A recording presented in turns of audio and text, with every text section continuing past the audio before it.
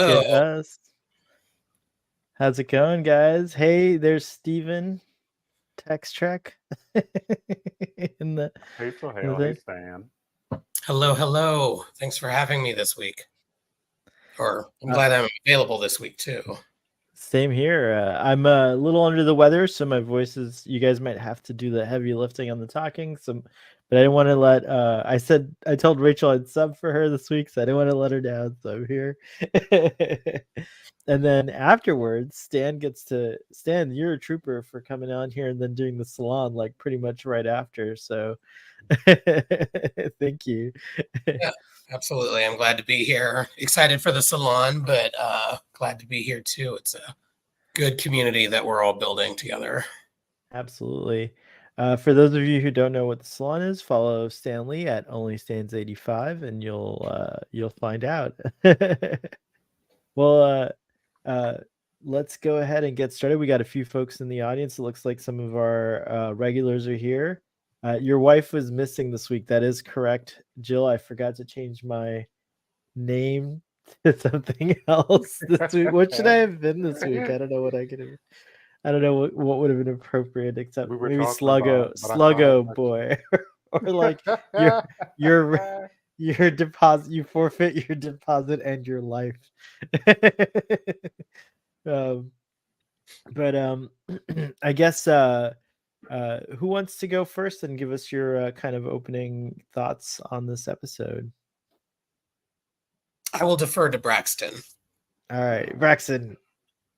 perhaps it's recency bias, but I think this is my favorite episode of the season.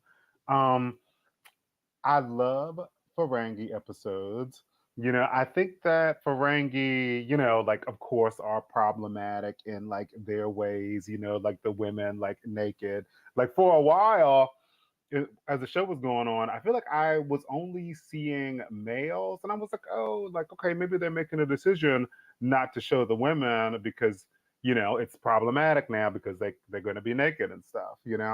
So like I was interested to see that clothed female in the restaurant, and then after that, there was like a shot where you saw like a naked Ferengi female in the restaurant, like her legs were crossed, like it was like a quicker shot, you know. And then there was like another clothed female who was like crying at like the Wailing Wall about like the income loss. Um, so, but just to say that I love Ferengi stories, but I realize that they can be problematic, like in their way. It was great to see Rom. Um, I thought this was a really fun episode. I very much enjoyed it. Right on. Stan, what'd you think? I also loved it. This season is really hitting it out of the park. I love that we're getting not only a season arc, little touches every couple of episodes with this mystery ship. I liked how they added to it today. Not only was it a Ferengi ship, which was on theme, but also we find out that one of the Ferengi on the ship was in contact with this other ship. So like, there's just a little more happening to this season arc that was cool to see. But also, it was just it's exactly what Lower Decks is supposed to be. It's love of Star Trek. It expands the universe. And it was really, really funny. And on top of that, we got Captain Freeman making a huge accomplishment and sealing the deal, getting Ferenginar into the Federation. So congrats to Captain Freeman. Yeah, she was pretty awesome in this episode. I think that's like my favorite. Oddly, even though I was really enjoying seeing Ferenginar and getting updates on Ferengi kind of life with the progressive government that Negus Rom was kind of shepherding into into Ferengi culture. So I was curious to see how the update, like how that would be.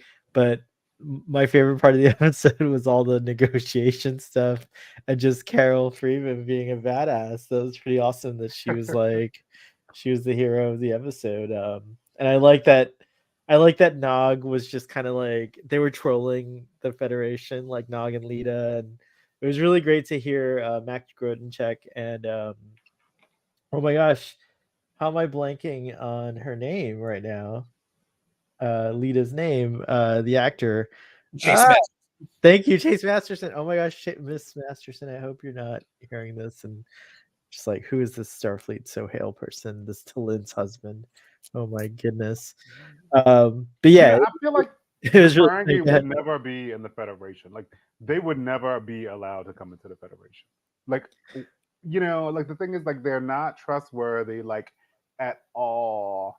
Like do they have anything that would make you really want to be their military ally? I don't think so. So Wow, Braxton's coming I in hard with the kind of speciesism. don't like that decision, and so, I mean, I feel like Lower Decks isn't creating like Star Trek canon. I mean, hopefully they're not because like some of the things They that they're are doing, creating it. And like, like, I It's love that they're in the Federation. I disagree with you.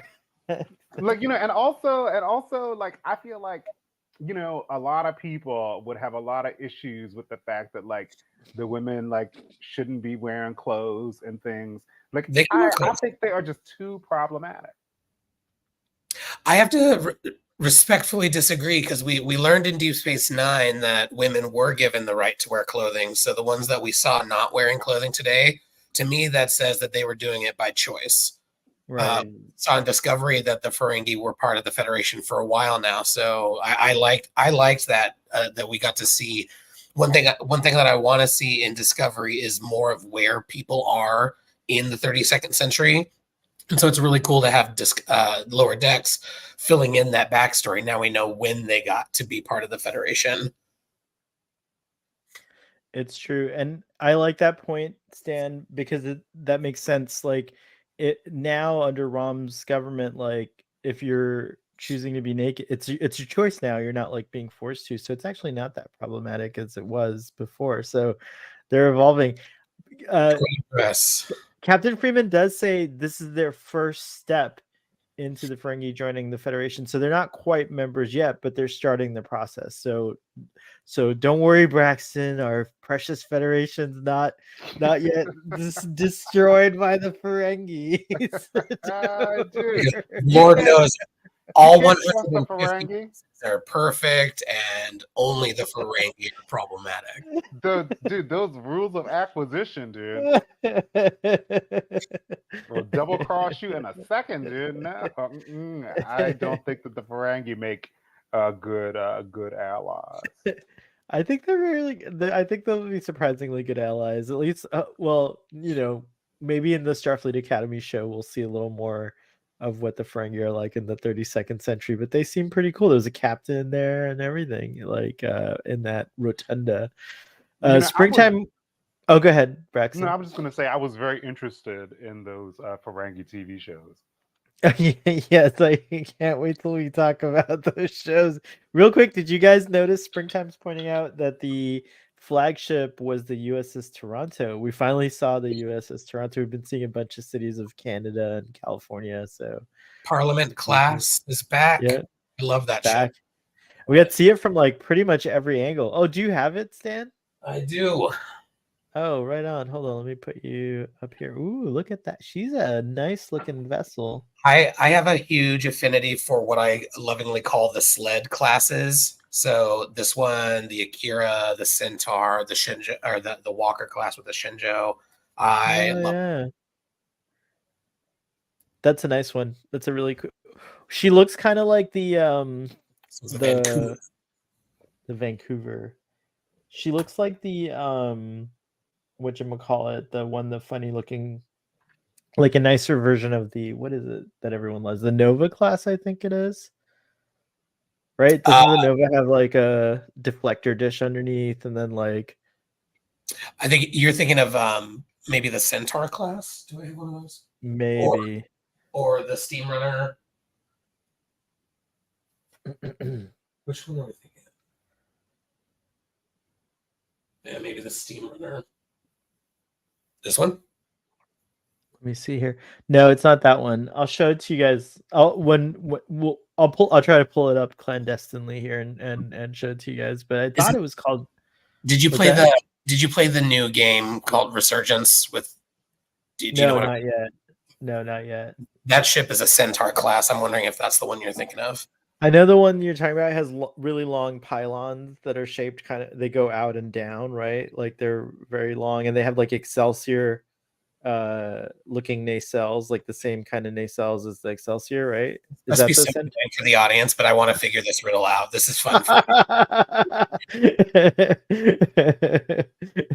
right, we'll figure it out. But before we do, why don't you tell us more about those Ferengi television shows? Oh, wait, before we get to Ferengi television shows, I love the idea of a Starfleet. The reason they're all doing this is that whole Starfleet, what is it, the travel guide, right? Yeah, like hilarious. they Like, why is Starfleet doing this? Like, the scientific and defense armada is also the tourism bureau. I love it. And then so the natural thing is like, okay, Mariner, is gonna go look at the bars, and and then Boimler decides he's gonna like try to get like 40 things under his belt, so he's got like this whole long list. He's And gonna then do everything and enjoy nothing. And then Tendy's like Tendy's all Tendy and Rutherford, they're gonna pretend to be a couple, which I thought that was like so funny. But anyway, so they get sent down, and, I love that Boiler gets distracted by TV. That is so relatable.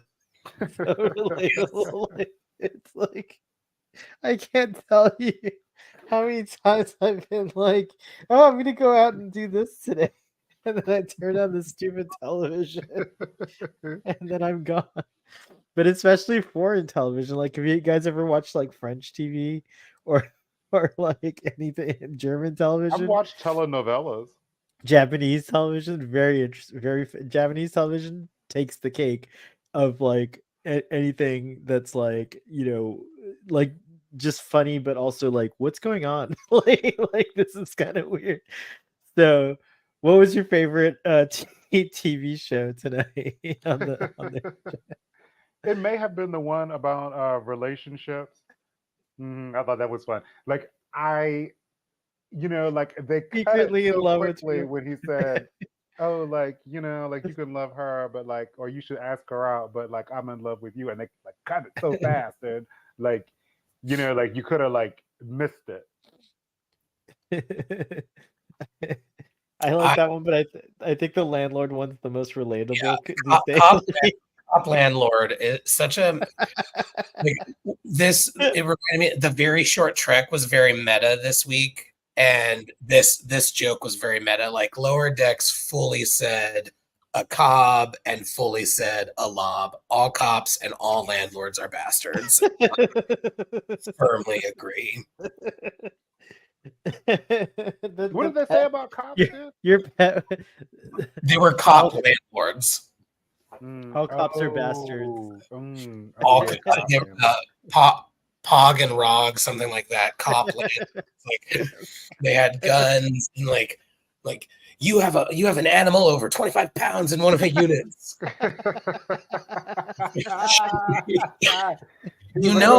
Landlords would shoot people if they could get away with it. They totally would, dude. It's 100% true here in Florida. Yep. Like, LA, hell, Baltimore, all of these big cities everywhere. Isn't that I terrible feel like that Florida, the landlord would like evict you or kill you over having a fat cat?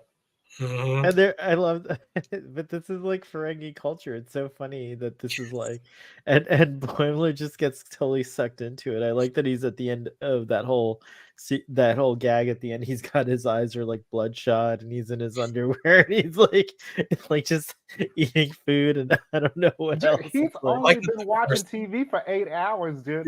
Like, you would not look like that tired from watching TV for 8 hours. Maybe if you'd watch TV for like I don't know if screens are a little softer on the eyes in the future, and he's not like they're not normally watching TV for that long. I could see it, but maybe. I mean, I feel like I've watched TV literally all day. But I can't. TV is a thing for us. It's not for him. Yeah, and I think he didn't even know that what a commercial was? How do you? He's Commerce. done this a few times. Commercial, like or whatever he said. Bonk last season. This is where people keep money. The bonk. The commercial was hilarious. So that's where I got the name for the salon today, because it reminded me of a gag in 30 Rock when they're making a joke about how they're not going to do product placement, but then all the writers start talking about Snapple. So he's like, I only date guys who drink Snapple. And so the Sluggo Cola, the like, if you drink Sluggo Cola, this will happen to you. Huge lobes. And I love that Boimler clocks it immediately. He's like, oh, so they just lie to them? That's hilarious. Commercials are lies. They're lies. We didn't see any Umoks this show. I was looking forward to seeing some Umoks, but we didn't get any.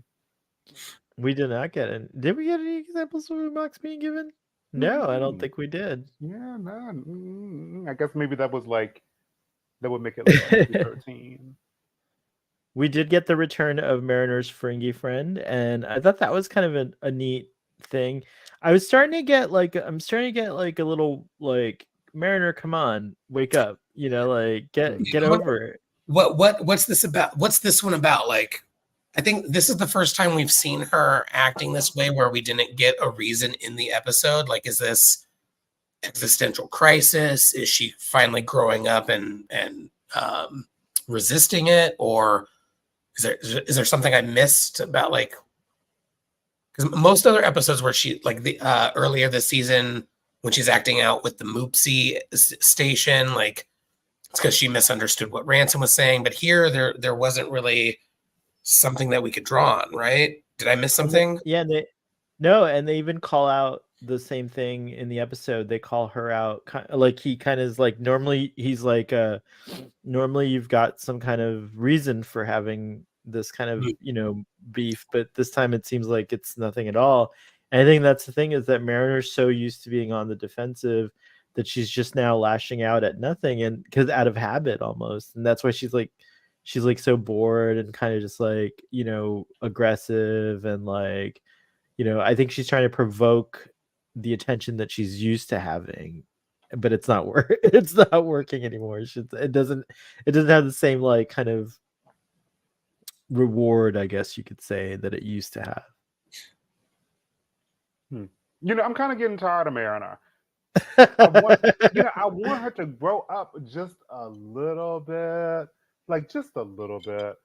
I mean, she's got like her endearing qualities, but I don't know. Like, I feel like sometimes her recklessness, it gets tiring for me, Well, and eventually, I mean, like, she has a pattern of like, getting close to people, the camaraderie, like, all that, and then somehow sabotaging it for herself, either getting demoted or just like messing up a situation that she normally would, that she has total full control over, and that she could normally ace and handle, but she'll just kind of like do this to herself.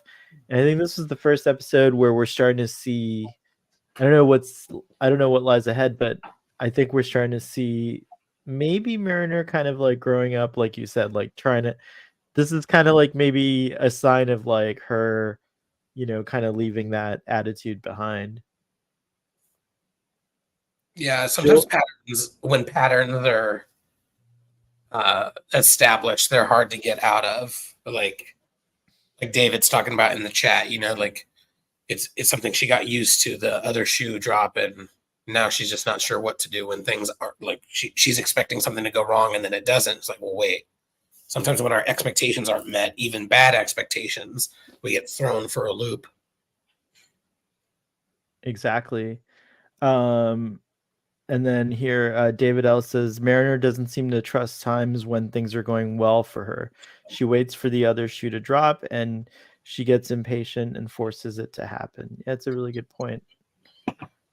Jill says they have dragged out Mariner's demotion arc way too long. I was super frustrated today, but think it's going to break soon. Hopefully. I'm with you, Bill. What did you guys think of the whole gag of like the poor Ferengi crying about the lost income because their loved one? Dude, I loved it. she was wailing at that wall, dude. She was like the lost No income. justice. Where is the justice? So hilarious. Very on brand. It was a good continue. This whole episode was like the Ferengi version of something. Like their library is a casino. That's right. Their memorial is about the prophets that were lost. I loved it. You know, it's funny. We've gotten this season like a really good, even though it's through a humorous lens, we've gotten a really nice, like, kind of glimpse into the Orion homeworld. And Mhm. even I'm pretty sure Ferenginar appeared on DS9, but never in this detail, right? Like, No, we it was saw like a house and we saw the Tower of Commerce. the Tower of or no, the vault, right? Like the Chamber of Commerce. Chamber of Commerce. oh, No, okay. I forget what it was called, but like the The grand treasury is isn't it like, yeah, like the Grand Treasury or something? Wasn't it called something like heaven. oh, that's heaven. That's right. Great Treasury, the Grand Treasury, something like that. But yeah, we just But saw the mosaic, or not the mosaic, the what's it called? The matte painting background, very Oh nice. yeah, But yeah, yeah, like that. if it were raining all the time and it was relatively warm, like, would it be more convenient to just not be wearing clothes? yeah. So what you're saying is women should stop complaining. Wow. Yeah. I mean, no, I'm just thinking, like, look, if I it's think he's warm and it's saying raining, men. like, all the time, He's like, thinking Ferengi men should be naked too, is what he's thinking. mhm. I think is that what it? Yeah, like, it just seems like, yeah, like if it's like hot and like raining like all the time, like you should just like be naked because that way you don't have to just like, be drying clothes all the time. The Ferengi Memorial was great, and I like that just a few years after Rom became Nagus, women are openly seen in society. Considering their planet may not have the most stable weather, who has to wonder if the deep obsession with money may have been from having to grow as much food before it was too late and such. Oh, interesting. That is interesting. Like if it's always raining, it does seem like rain is a big thing about their planet, and now I see why. Kind of like, I don't know. Like I feel like Ferengi fashion when they are. I don't know. Actually, I think it's even worse now that the Ferengi men are dressed and women are not dressed in the rain, because it's like Ferengi men are protected from like the rain and getting sick from weather and everything, and Ferengi women are not. It's terrible. They're just terrible. They're just the worst. I did like that Mariner started drinking at 10 a.m. That's also very relatable. I feel like not that I not that I do drink at 10 a.m., but I sometimes want to. Like the day is just like one of those days where you're like, oh, I gotta I do do when I'm this. traveling. When I'm traveling, time doesn't exist. Oh yeah, travel daytime drinking totally. Yeah. Mimosas in the morning and whatnot. All the fun things. Stan, I still cannot find this ship. Oh wait, maybe I found it finally. I've been like looking at these. There's like I've just like TNG era ships, and like it feels like I've jumped over from another universe where this ship exists, and like I have a memory of it. Are you going to show me a picture so I can tell you what class it is? I will show you a picture once I find it. I just can't find it anywhere. It's just not coming up in any of my searches. It looks like the saucer section of the D, and they took out the neck and jutted the lower Oh, the body nebula. section. Thank you, the nebula. That's all I had to do with this. Yeah. Yeah, The that's nebula. awesome. Yes. So that's the class of ship that the Vancouver kind of is a more pretty version of, I think. I can see it. I can see it. Yeah. Awesome. without the sensor pod or the mission pod up top. Yes, that's right. There's the mission pod. I forgot about that. Those are like swappable, so you could have like different configurations and stuff like. I want to Especially see when the that. first one looked really stupid, but the upgraded one looked really cool. So okay, so Tendi and Rutherford, what the F? It's like I thought they were gonna like realize that they do love each other in this. Like, I thought that's what they were doing. I'm curious now if they're just like never gonna make that happen. Like, That's what it seems like. I don't know. I like, I think would be it's fine with it. cool. Yeah, I think it's cool for men and women to be friends, to just be friends. I think that's cool. 100%. But yeah, but it was so interesting. Like, oh, they were like so bashful about like these things. Like they were so bashful about like being complimentary of each other, and then they're like, oh well, at the end, like, oh well, I'm just glad that we're friends, and then they just like jump in the tube and they're just like working on top of each other. Like, Haven't you It, ever had a friend like that though? Like I feel like so frustrated. I felt like well, I don't they were both like that to each other, but I've been in a situation where like I have the secret crush maybe, but I don't think that that person has a crush, but they're just like so affectionate. Like it's a platonic relationship, but they're so like touchy and feely and like but as soon as you start like bringing it to light, all of a sudden they're uncomfortable and it's like, "Oh no," but subconsciously, it feels like that. So I well, think that's the bashfulness is what makes me think there is something there. Because right, right. if they didn't feel anything for each other in that way, it would be more like giggly, like, haha, isn't this silly? This is like how they were at the beginning, like the way that they talked about, oh, we'll just pretend we're in a relationship, ha ha ha, let's go, honey, ha ha ha. That would, if there was nothing between them romantically, I feel like that ha ha ha kind of vibe would have continued throughout. Because I've had friends like that where like there's just never going to be anything that happens, but then like you're around different people and somebody's like, oh, why aren't you two dating? You two seem together. You two seem whatever. And like, because we both happen to be gay, like we should be dating. Like, no, of course not. Yeah, there's a degree of that too. But I think it's Ruther. I don't know. It's weird because they both had moments like Rutherford when he complimented her. He said she looked stunning or ravishing, and then I think that was the first time we saw the red cheek. I love the cute little red cheek embarrassment thing that no, they when would they were do. in line, didn't they have some red cheek moments there too? Oh, maybe Because there they were too. going to Yeah, yeah, that's abandon true. it, And he was talking and about then getting like, naked with him. Uh, I can't wait to wear your boxers and nothing up top because nudity is not weird in our that's right. That's situation, right. which That's is accurate. Like one reason I live alone is so that I can walk around naked whenever I want. That's a good point. That's a good reason to live alone or have your own quarters when you're a lieutenant, junior grade. But yeah, that was definitely a thing, and I think I loved. I never noticed this before, but he said your green eyes, and I noticed her dots are green. Have they always been green, like her little eye dots? Mm. Tendies, very cool. I was very impressed with that. So but yeah, there were those moments and stuff like that, but also just like the idea that the Ferengi like it is Las Vegas. There's the like there's like the get married, in a weird kind of like love hotel, situation or have your honeymoon in this like love hotel with all these like love gags and the hearts everywhere Yes. and things like that. Hugs the air. The hug search, it's true. I like that one couple when they were caught, like it's the the highest crime.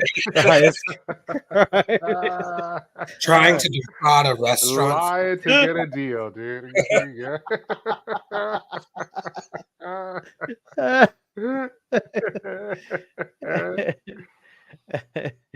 And then, oh, I guess, but then it like leads up, it gets better and better because they're like convince him, and then Miggly Mo comes in. Miggly Moo, Miggly Mo. Miglimo is the And then when I best. think it's so good, it's so true. Like, like no one would ever describe two people that way in a public setting. But of course, Miglimo is just going to be the perfect foil for the episode. Two best and most platonic friends. But David puts it you into words. can It's good. find someone that you like attractive, but just not have chemistry with them. This is Like, true. I mean, I have a few friends that are like that, and like, and people are like, "Oh, like, why aren't you guys dating?" It's like, well, we're not dating because like we're not attracted to each other. Like, like I might be reasonably attractive, he might be attractive, but like we're just friends, and that's just like Yeah. you know. Yeah, and also those kinds of things can change over time, and people can have feelings for each other and not have feelings for each other. I've known a couple that like they've known each other all their lives and everyone always thought they'd make a great couple, but they went through a couple of people before they got to each other, so it took them like 10-15 years to figure out what everyone else was like. Seeing, I guess. So yeah, who knows? But yeah, it's nice to see complex relationships. What did they say about the Cerritos being the horniest? But like, Cerritos is statistically the horniest and least romantically committed crew in Starfleet. so true, so true. Put that on a t-shirt. So good. David says a couple pretending to be a honeymoon couple is exactly the trope lots of fanfics have relied upon, but I love that this episode was like, nah, this is not how these two are getting together. Yeah, I like That's a that good too. point. Yeah, it's very cool. Yeah, it is a good point. Hey, it's our friend Jeremiah the Squirtle. We have a song for him on Starfleet So Hill After Dark, but we won't sing it here. Just popping to say hello. I'm so behind on Lower Decks. I'm gonna catch up soon. Have a great pod. Jeremiah, if you could step up on that catching up, it would do Lower Decks an awful lot of good, as unfortunately according to a recent article that was released, Mick Jost, if you don't follow him on Twitter, you should. He's pretty cool. What's Deadline, right? I hope I got your magazine right. Anyways, there's an episode, an article recently where Mike McMahon expressed that he has some concerns that maybe season 5 could be the last season of Lower Decks, and I think he and the team definitely have more seasons in there of stories in their hearts to tell. So he was saying how important it is to the networks to see those first viewings. So like when an episode's released, even though it's streaming and one thinks, oh well, I can just watch this whenever, it actually is very important for us to try to watch these things. Like even if you can't watch it, Jeremiah, just put it on Thursdays. Like turn it on, put it on, get yeah. Like so Nielsen is a thing now for streaming, but like Paramount Plus itself, like they know that I have watched this episode 6 times already today. Oh my exactly. God. You Same here, 5 times. Stan? It's like watching it's like watching a regular episode 3 times. It's only half an hour, remember? Yeah. Well, so 2 things. One, I have really major ADHD. So, well, 3 things. I have major ADHD, so rewatching things is really fun for me. Like not being surprised as much. I can pay attention to other things on rewatching. And then 2, I am worried about the Paramount shenanigans because fucking Paramount. And 3, like because of the salon, I just like to have a lot of details ready to go for the discussion. Totally. Exactly. But now that Mike McMahon has said that, I'm like, yeah, I'm just gonna have it going, and encouraging other people to do it as well because it's so stupid. They're coming out of this strike and still have a strike going. Like they need Trek content in the can, so getting rid of Lower Decks would be just fucking ridiculous. Sorry, I keep swearing. I know that this is not the one for that.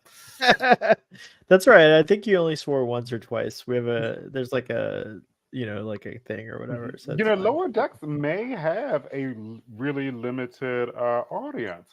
So I know dudes who watch, like they watch Picard, they watch Discovery, they watch Strange New Worlds, but they don't watch Lower Decks. I just wonder like how much crossover appeal it has. Like, do people who don't watch Star Trek like Lower Decks? Probably not. Like Lower Decks just may have a really limited viewership. I'd be intrigued to hear about it because so my understanding is what happened with Prodigy was like it is a real concern for Mike McMahon and the whole crew because what happened with Prodigy was low viewership. And I personally think that's Paramount's fault for a myriad of reasons that we've talked about before. Like there was that whole, will it go to Nickelodeon first or Paramount Plus first? And then they figured it out. But then like they had several weeks off and then on, then off again. The advertising, no toys for this kid show early on, like all kinds of nonsense. I don't know what the deal would be for Lower Decks. I haven't heard anything because I feel like I've said this on the salon. I struggle with the words best, like the best Trek of the new era or whatever, because they're all so different, right? I think it's subjective.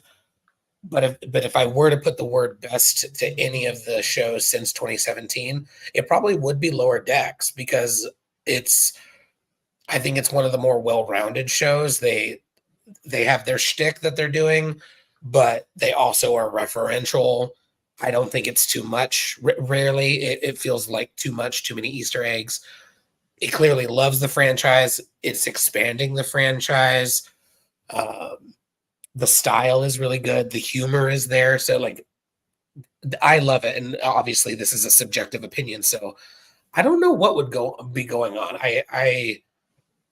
But I feel like if you forced a bunch of people to watch everything since 2017, I feel like this isn't a kind way of framing it, but I think that the easiest to watch is probably Lower Decks. Like, I don't know. Less time commitment, like I don't think so. I think the Strange New Worlds is the easiest to watch. There are, so the thing is, I don't particularly enjoy comedy. Like You don't say. No, I mean, like I don't like Rick and Morty. Like my old roommate used to watch that stuff, and like I just did not appreciate it. The only reason why I watched Lower Decks is because it's Star Trek, and like another show like it, I absolutely would not watch. I mean, I like Lower Decks, but I mean, I was telling somebody earlier, I was talking trash. I was like, Lower Decks, I could take it or leave it. Now I say that, but I do watch every week. So it's Braxton's fault. If it gets canceled, we know who to blame. We're gonna blame Braxton. It's true. We're totally gonna blame Braxton. #blame Braxton. I just think that like I wish that like Star Trek's powers that be would just kind of like, embrace that they did something so bold by bringing Lower Decks into existence, and it would be like a shame to give up on it at 5 seasons. I think it's like, just because there's like a slump or if it's a niche audience, like it, I would be willing to bet that Lower Decks is also, considering that it's animation, it's not CGI animation, so maybe the budget's pretty friendly too. So I don't know. I think Lower Decks could have a chance of continuing. Either way, I think it's important that like those of us who are fans of this possibly niche Star Trek, maybe we got a little complacent and haven't been shouting our love for it as much. So I think we've got to be more, not, just like let more folks know, hey, maybe you'd find this show funny and introduce it to more folks and like just tweet about it here and there. And certainly I do my part. And so if you love Lower Decks and you want to see it keep going, watch it the first day, try to watch it the first week for sure, watch it as many times as you can, put it on repeat, just play it a few times a day. Let's get those numbers up so that the streaming gods can get their satisfaction and we can keep getting our laughs and stuff like that. I think that what happened in 2016 was one of the greatest things that ever happened to Star Trek. I think Star Trek Discovery and this era, which I like to affectionately refer to as the Discovery era, will be probably heralded as one of the best times in Star Trek history because of just all the things that have happened. And yeah, sure, there's a lot of haters out there and a lot of people who, want to, say that, Star Trek has lost its way or whatnot. But those folks, I think, are just holding on to the past. And you know what? They're also not letting Star Trek grow and evolve, and I think that's the opposite of what Star Trek is supposed to be. I think it's a show that's supposed to change. In fact, I'm a little mad at Star Trek because Star Wars went to a new galaxy, and Star Trek has yet to do that on screen. So, It is time. it is time. We need to But go. also, like, I mean, this isn't unique to the universe. The Star Wars fandom is some of a subsect of the fandom is up in arms about Ahsoka, which is an excellent series because it doesn't center straight white men for the first time. Like, come on, wild. Rosario I Dawson's agree. so good. Why would people be mad about what Ahsoka is doing? Okay. Because they're killing all the men or whatever. So It's silly. not to we're not talking about that franchise, but Yes. it is for this Star Wars fan, it's the best thing right after Return of Jedi. Return of Jedi is my favorite Star Wars, so I like Ahsoka second best to that. So very cool. Let's see what else yes, Jill, it is a good show. Go catch up to it. So let's see what else do we have to cover in this episode. We already talked about Rom and Lita, and how great it was to see him come back. We talked about all the little side adventures. Oh, Ransom. I guess we should end on just Ransom. What do you guys think about him, like orchestrating all this and like kind of giving the lieutenants some experiences to grow and develop? Like So the actually thing being is, conscious like, about does it. does he like have like intentions toward Mariner? Because I feel like that's very inappropriate because he's her commanding officer. But I feel that energy, so that feels a little weird to me. Remember in season 1 they kind of had like a acknowledgement of a attraction to each other, but maybe also a repulsion at the same time. Yeah. Like in that, what was that when they were like fighting? They were about to fight that gigantic crystal guy. Remember? I forget the details of it, but Oh yeah, when they were captured. I could see Mariner kind of. I used to think that they might hook up, and I can still kind of see it because I'm not seeing Mariner and Boimler. That's not going to be a thing. Or Rutherford or Tendi. Mariner and Tendi could be a thing actually, but I don't think it's going to happen. And let's see. Yeah, and so I think that Who like was the woman from the ship that she was flying around with like a couple seasons ago? well, last Archaeology one. season it was Captain, what was her name? What was her name? The archaeologist captain. Oh, excuse me, what was her I name? thought it started Captain with a P. With a P. I don't remember her name. Season 3, let's see, Captain. I want to say, let's see, what was her name? I just saw a quick clip from when Captain Freeman was at the farm at the Idosian healing place. I was like, this shows. Captain Freeman really did the damn thing. Like with that fine print, dude. Yeah. Oh yeah, that was really great. That you have to Captain recruit. Freeman has been competent the last 2 weeks. She's always been competent, but now she's just letting go a little bit. I think she's not as uptight as she always was. But anyways, the point with Ransom, I guess. Oh, go ahead, Baxton. What were you gonna say? No, I'm just gonna say the Admiral reminds me of Telly Savalas. He does, or like the baby all grown up from that show, Family Guy. Like I feel like there's like look at that baby all grown up. Wow, dude. Stewie. He's got Stewie vibes. I don't know why he reminds me of Stewie. He would have been more competent if he was Stewie. He would have been more. I gotta drop off to get ready for the salon. It's 9 o'clock. We're about to end this stream anyway. Yeah. Stan, real quick, any final thoughts and tell folks how they can find the salon.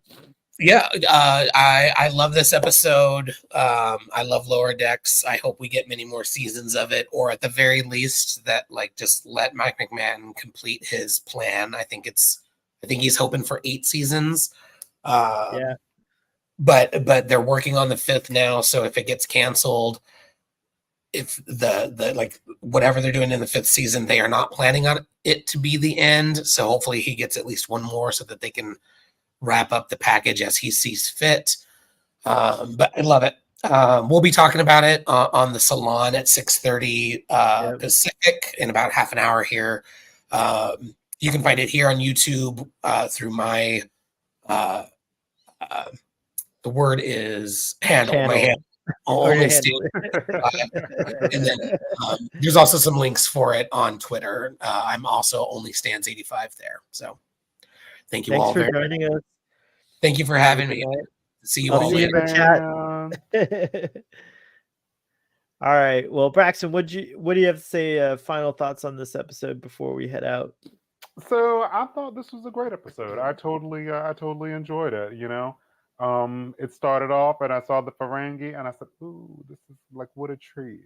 And it was great. I enjoyed going to Ferengi and like seeing that it was raining really hard. Yeah, like I just like love to see like the different businesses that were operating on Ferenginar. Um, like yeah, I thought it was great. Like you said, it was really like it seemed realistic that it would like be like Vegas. Everyone's looking to like make some money and stuff. What You know, happens on Ferenginar stays in Ferenginar. like I was thinking because I play a lot of video games. Like I was thinking that video games, like Ferengi video games, like probably have so many microtransactions. It's probably hell. Like like that's what I was thinking about. Like as I was saying, like ooh, like everybody's trying to get paid. I was like, oh my gosh, dude! Like the microtransactions would just be like crazy on their That's video really true. games. Oh my god, that would be really annoying. I hate microtransactions. I think it's the worst thing ever. So But yeah, I I agree with really you. enjoyed the Tendi and Rutherford storyline. I thought that lots of that was like super cute, and I kept thinking the whole time. I was like, oh, are they gonna do it? I mean, not saying that. I mean, I'm just saying like, is Lower Decks gonna do like like Yeah, are they gonna go there? yeah, Are they gonna go there like are they gonna with go them? there? Yeah. Yeah.